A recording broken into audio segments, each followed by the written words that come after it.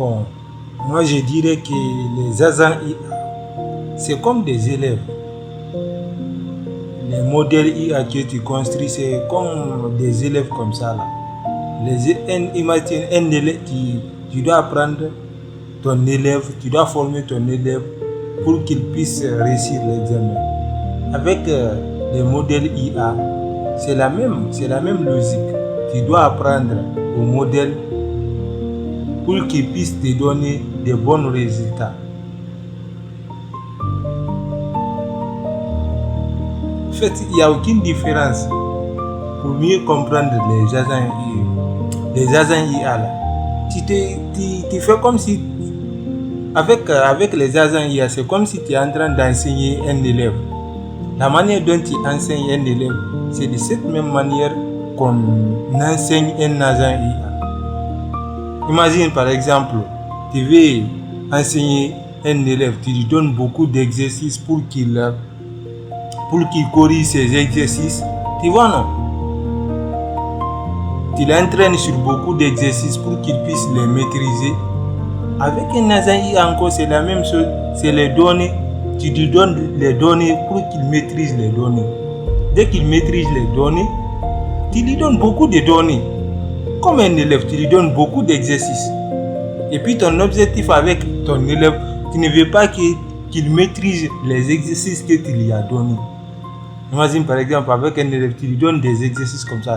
Ton objectif, ce n'est pas que ton élève doit maîtriser forcément tout. Ton objectif, ce n'est pas ça. Ton objectif est que quand il obtient un autre exercice qui n'est pas l'exercice qu'on lui a donné, qu'il puisse résoudre. Les agents IA encore, c'est la même logique. Tu as entraîné ton modèle sur les données. Donc ton objectif est qu'il ne maîtrise pas ces données. Qu'il mémorise ces données-là en cœur et qu'il mémorise en cœur là, c'est pas ça ton objectif. Ton objectif, c'est que quand tu lui donnes un autre donnée qui n'est pas celui qu'il a utilisé pendant l'entraînement, qu'il puisse s'en sortir. C'est ça, c'est comme un élève, tu lui donnes, il part faire l'examen. L'examen, c'est pas ce qu'on a donné pendant les cours. Donc, ton objectif est qu'il répond très bien à ces questions.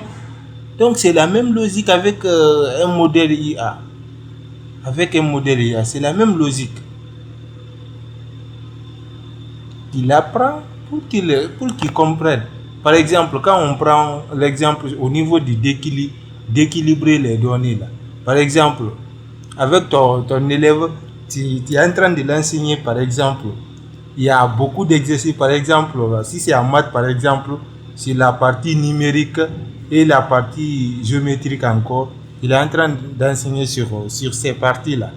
Imagine, il n'y a pas beaucoup d'exercices sur la partie géométrique. Bon, l'élève en question, il va être très bien sur la partie numérique parce que là-bas, il a eu beaucoup de données. C'est le même cas pour un modèle. Par exemple, avec un modèle, il dit par exemple, il y a deux classes par exemple, un client va quitter l'entreprise et un client ne va pas quitter l'entreprise. Si par exemple, dans ces cas par exemple, tu vois que le cas où un client va quitter l'entreprise, il y a beaucoup là-bas. Il y a beaucoup de données là-bas. Mais là où le client ne va pas quitter, il n'y a pas beaucoup de données. Donc le modèle encore, il maîtrise l'autre. Là où il y a beaucoup de clients. Il mémorise ça et puis il va être précis sur ces données-là. C'est le même cas pour un élève.